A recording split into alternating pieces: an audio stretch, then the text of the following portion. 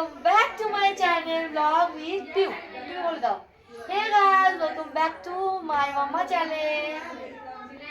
ও এখন লাইটের দিকে উঁচু করে তাকিয়ে আছে হ্যাঁ করে। আমাকে সবাই রোদে ফেলে তেল মালিশ করেছে। আমি কিচ্ছু বলিনি বন্ধুরা। আমি চুপ করে শুয়েছিলাম, আমি কাঁদিনি। আমি তো কাঁদিনি আজকে। এই তো দিকে দেখো তুলে নিয়েছে, পটি হয়ে গেছে। কদিন ধরে না 5-6 দিন পর পর পটি করছিল, আমি তো অনেকবার বলেছি। মা বললে একটু দুলালে তাল মিষ্টি গরম করে খাওয়া, পেট পরিষ্কার হবে, আর হলে কি সর্দিটা নেমে যাবে, ঠান্ডাটা। পটি হলে না বা সর্দি যদি না বেড়ায় ঠান্ডাটা কমবে কি করে। তো আজকে খাবিয়েছি তো সকাল থেকে 3 বার পটি করেছে, 3 বার। ডাক্তার বলেছে যদি একদিনে বাচ্চা 5-6 বার কি 10 বারও পটি করে সেটা নর্মাল, বা 10 দিনে যদি একবারও পটি করে সেটাও নর্মাল। কিন্তু ও যে ট্রেনে দুধ খাচ্ছে বা অল্প টয়লেটটা করছে ওটাই দেখতে হবে, কেন কি যদি হজম না হয় তাহলে টয়লেটটা কথা দিয়ে করবে, আর হজম হচ্ছে বলে তো টয়লেটটা করছে। তো চলো, এরা না খুব কাঁচর মাচর করছে, স্বাদী ঘর তো স্বাদী ঘর, তোমাদের তো একটু ঘুরতে হবে বন্ধুরা। আমরা তো মিষ্টি করবো, এনজয় করবো, একটু এনজয় করলে তোমরা পুরো ব্লগটা দেখতে থাকো। দেখা হচ্ছে কিছুক্ষণ পরে।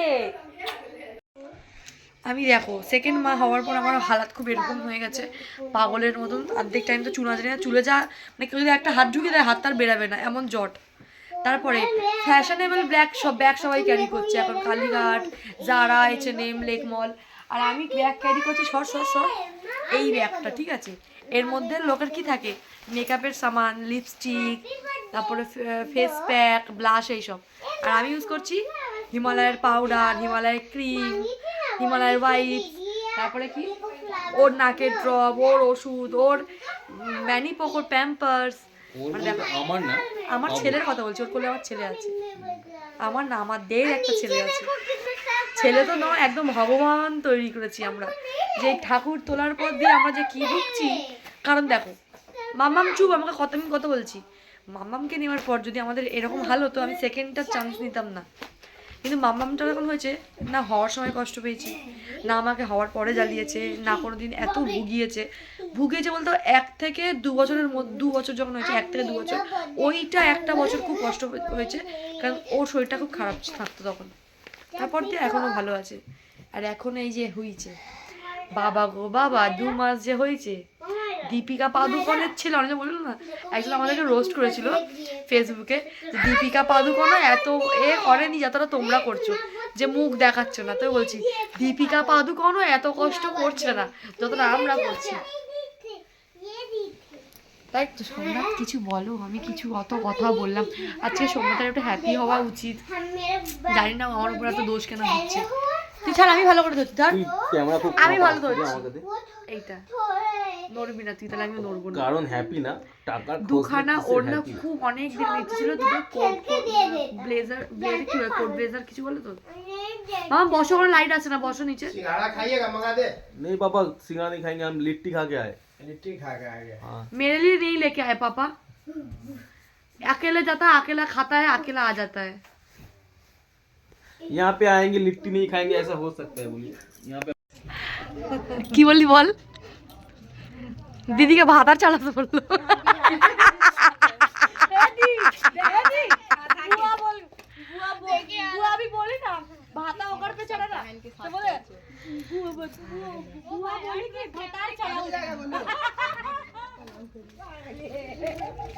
ओ बाबा ये कौन आई, देखी देखी। हाँ मेरा आईफोन नहीं है ना, इसलिए फ्लैश जला कर वीडियो बनाना पड़ता है। अब हम समझ गए, वो तो आईफोन ये तो क्या सुनाई दिया, ओकर पर भतार चला। गाली जैसे भतार करना तो गाली। আর পুচকু এখন ঘুমাচ্ছে, দেখো না চুপ করে ঘুমাচ্ছে কোলের মধ্যে। আজকে সকাল থেকে আমি ব্লগ করতে পারিনি, তার কারণ হচ্ছে জামাইবাবু সোমনাথ গেছে দেওঘর গাড়িটাকে সার্ভিসিংয়ে দিতে, আর এখনো আসেনি। কারণ একে তো ট্রেন লেট, 2টোর সময় ট্রেনে উঠেছে, 11টা থেকে দাঁড়িয়েছিল, 2টোর সময় ট্রেনে উঠেছে। আর এখন মাঝ রাস্তা 2 ঘন্টা না 3 ঘন্টা হয়ে গেছে ট্রেনটা দাঁড়িয়ে আছে, এখন আসেনি।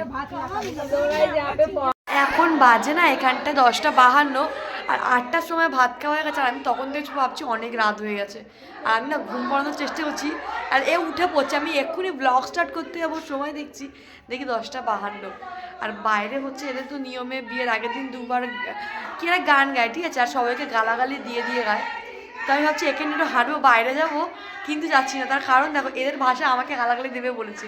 দ্বিতীয়ত দিক আমি তো বুঝতে পারবোই না, আমি বুঝতে পারবো না, বোকার মতো দাঁড়িয়ে থাকবো। আর বাইরে সবাই হাসাহাসি করছে এত জোর জোর, দিদিও বাইরে আছে, তোমরা আমার সাথে শুনতেই পাচ্ছ। এখানে প্রচণ্ড মশা। যাই হোক, আর আমি বলেছিলাম এই ব্লগের মধ্যে আমি দেখাবো আমি কি চুড়িদার নিয়েছি, যেটা আমি জল ভরতে যাওয়ার সময় পরবো। যদি রাত্রিবেলা জল ভরতে যাই এটা, তাহলে পরতে পারবো না, মানে আমি বেরাবোই না। দুপুরবেলা তো গায়ে হলুদ হবে, তো হলুদ জামা পরবো। আর কি গিফট নিয়েছি তোমাদেরকে এর মধ্যে শেয়ার করে দেবো। আর যদি বাইরে বেরাই তাহলে আমি তোমাদের একটা ক্লিপ নেবো, বাইরে গেলাম।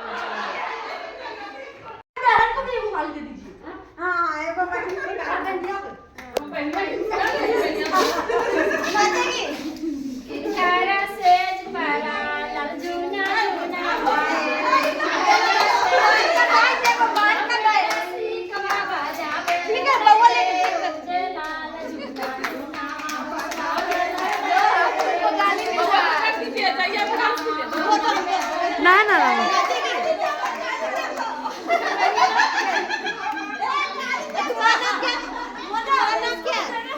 পিউ পিউ পিউ পিউ গালাগালি খাওয়ার জন্য এখন নিজের নাম নিজেই বলছি।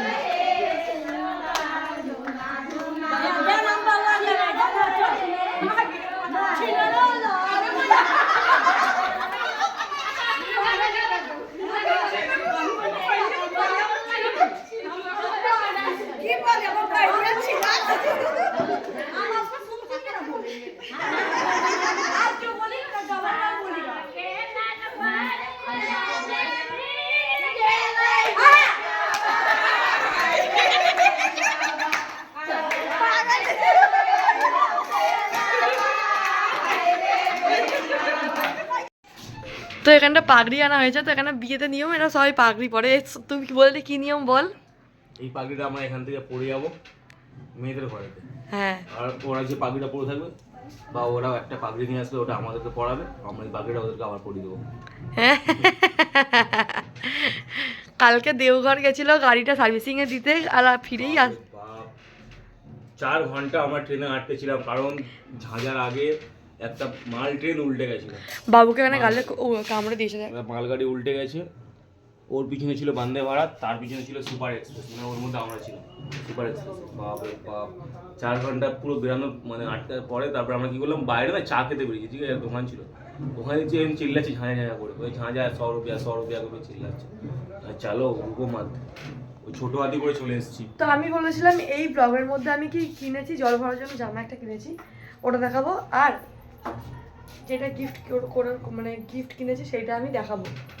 তো সেইটা আমি দেখাতেই পারলাম না ব্লগের মধ্যে, কারণ দিদির কাছে আছে, দিদি তো ঘুরেই যাচ্ছে, দিদিকে খুঁজেই পাওয়া যাচ্ছে না এই ঘরের মধ্যে। আর এই ঘরটা হচ্ছে পুরনো, সে বাঙালিদের বাড়িদের মতন, মাঝখানে কি বড় উঠুন, আমি দেখাচ্ছি দাও।